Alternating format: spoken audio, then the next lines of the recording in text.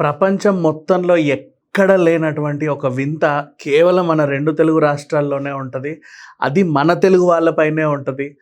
అదేం వివక్షో, ఎందుకుంటదో, మన వాళ్ళు ఎందుకిలా ప్రవర్తిస్తారో ఇప్పటివరకు అర్థం కాదు. కానీ 'అఖండ పార్ట్ 1' సినిమా గురించి నేను మళ్ళీ మాట్లాడాల్సొస్తుంది. పదే 100 సార్లు చెప్పా. బట్ ఇంకోసారి గుర్తు చేద్దాం ఎవరికైనా తెలియకపోతే. 'అఖండ పార్ట్ 1' సినిమా ఉన్నప్పుడు పాండమిక్ సిట్యుయేషన్ ఉండే 50% ఆక్యుపెన్సీ ఉంది. కేవలం 2 తెలుగు రాష్ట్రాల్లోనే రిలీజ్ అయ్యింది. పైగా తెలంగాణలో 50% ఆక్యుపెన్సీతో ఎంతో కొంత రాబట్టినా ఆంధ్రాలో టికెట్ రేట్లు కూడా తగ్గించి ఉండడంతో ఇంకొంత రాబట్టింది. అయినప్పటికీ ఈ సినిమా 200 కోట్లు పైన వసూలు చేసింది.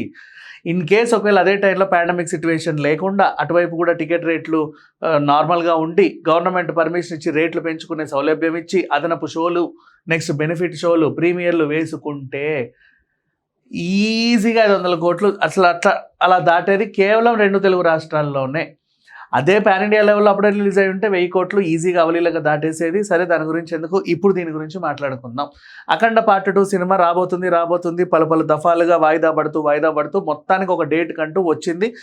ఆ డేటుకు కూడా వాయిదా పడేసరికి దానికి ఉన్న హైప్ ఎక్కడికో వెళ్ళిపోయింది. ఆ హైప్ని ఉపయోగించుకొని ఒక మంచి డేట్కి రిలీజ్ చేస్తే జనాలు కూడా తండోపతండాలుగా చూశారు. కానీ మన తెలుగు రాష్ట్రాల్లోనే మన తెలుగు వాళ్ళే, మన చెండాలపైన మనుషులే, మన నోర్లే ఫ్లాపు అనుకుంటూ తిరిగారు. సరే, సినిమా ఫ్లాపే, ఒప్పుకుందాం, నష్టం ఏం లేదు, హ్యాపీగా ఒప్పుకుందాం, ఓకేనా. యూనిట్ వాళ్ళు కూడా ఏమీ మాట్లాడలేదు, వీళ్ళు కూడా ఏం మాట్లాడలేదు. బట్ మనం మాట్లాడుకుందాం హ్యాపీగా, ఈ సినిమా ఫ్లాప్ అని ఆనందపడదాం కాసేపు మీలాగే. ఇప్పుడు అసలు విషయంలోకి వస్తే, నిజంగా ఫ్లాప్ అయిన ఈ సినిమాకి నెట్ఫ్లిక్స్ తన సొంత అకౌంట్లో జై బాలయ్య అని రాసి మరీ ఒక ఫోటో ట్యాగ్ చేసింది.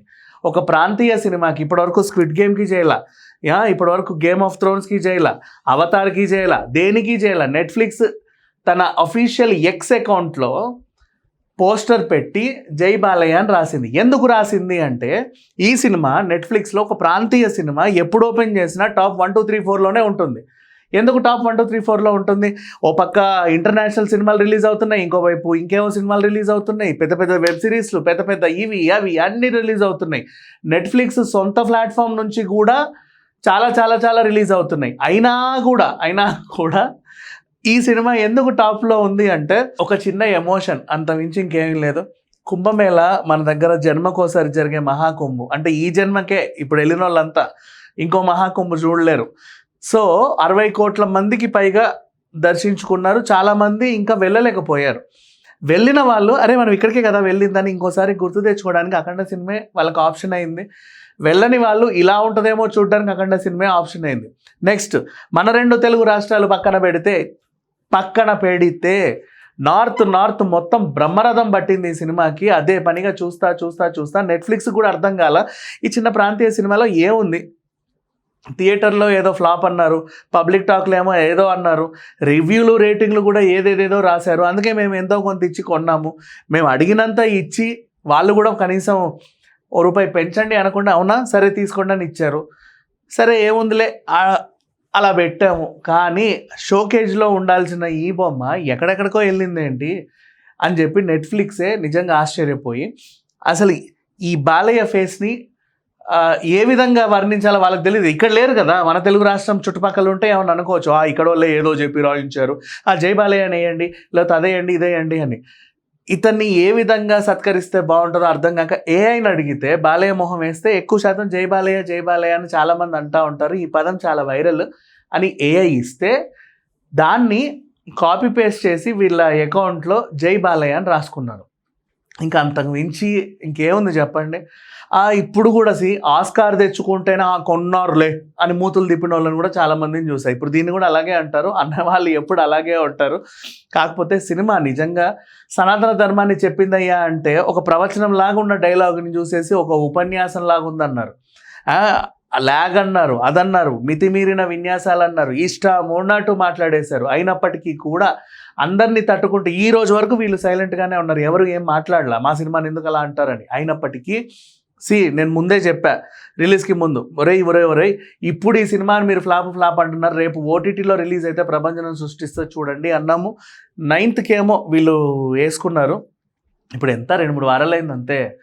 సంక్రాంతి పండక్కి అందరు ఇంట్లో ఉండి కూడా బాలయ్య సినిమా చూసారంటే చూడండి, అంటే బయటికి వెళ్తే థియేటర్లు ఉన్నాయి, కాకపోతే ఇంట్లో ఉండే వాళ్ళు కూడా ఉంటారు. పండగకి ప్రతి ఒక్కరు తొలో మన సినిమాకి వెళ్ళరు. ఇప్పుడు సంక్రాంతి పండుగ అంటే 12th రోజు అందరు జర్నీస్లో ఉన్నారు. 13, 14, 15 రిలీజ్ అయినటువంటి సినిమాలన్నీ చూసి హ్యాపీగా ఎంజాయ్ చేశారు. సినిమాలకు వెళ్ళలేని వాళ్ళందరూ కూడా బాలయ్యని ఇళ్లలో చూసి చాలా హ్యాపీ ఫీల్ అయిన వాళ్ళు ఉన్నారు. మళ్ళీ రేటింగ్ ఎక్కడికో పెరిగింది అండ్ ఇంకా అది కంటిన్యూ అవుతానే ఉంది. ఇక్కడ వాళ్ళే కాకుండా వేరే కొరియన్స్, పోర్చుగీస్, ఫ్రెంచ్ వీళ్ళు వాళ్ళని తేడా లేకుండా, స్పానిష్ వాళ్ళు తేడా లేకుండా ఏంది ఈ సినిమా నెట్ఫ్లిక్స్ ఓపెన్ చేయగానే ఈయననే కనబడుతున్నాడు ఇదేంటా అని చూస్తున్నాయి. ఈ మూలాలు సంస్కృతులు అన్నీ చూసి అరే భారతదేశం అంటే ఇలా ఉంటుందా, అప్పుడెప్పుడో నేషనల్ జియోగ్రఫిక్ ఛానల్లో డాక్యుమెంటరీలు చూడడమే కానీ ఓ సినిమా రూపంలో ఎప్పుడు చూడలా. ఇలా ఉంటుందా, అలా ఉంటుందా, ఇవి ఉన్నాయి అవి ఉన్నాయి అని చెప్పి ఇంకో వైజ్గా టూరిజం డెవలప్ అవుతుంది. వాళ్ళు ఎక్కడెక్కడి నుంచో టికెట్లు బుక్ చేసుకుంటున్నారు, కాశీ వారణాసి చూద్దామని చెప్పేసి. ఇట్లాంటి ఎమోషన్ని ఒక సినిమా క్రియేట్ చేయడం నిజంగా చాలా గ్రేట్.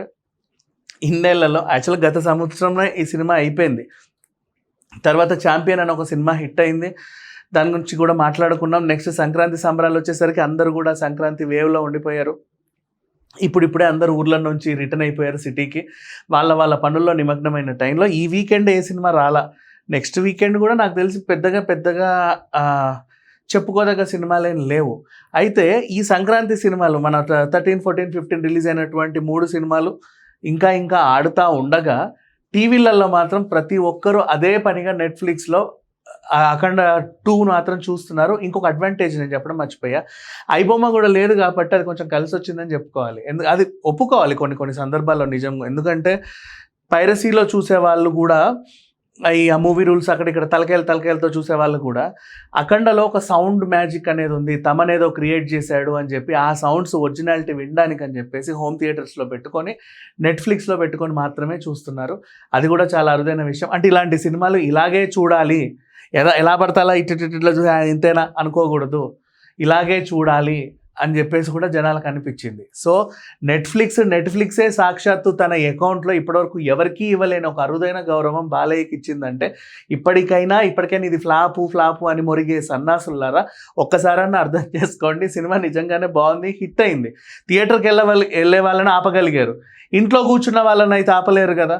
మహా అయితే కాలనీకి వెళ్ళి కరెంట్లు కట్ చేసుకుంటూ కూర్చోవాలి మీరు, అంత మించి ఇంకేమీ లేదు. సో అఖండ పార్ట్ 2 సినిమా పాన్ ఇండియా వ్యాప్తంగా, దేశవ్యాప్తంగా మంచి ఆదరణ పొందింది అండ్ ఓటీటీలో కూడా తన ప్రపంచం సృష్టించింది. ఇంకా రికార్డుల మొత్తం మోగిస్తానే ఉంది.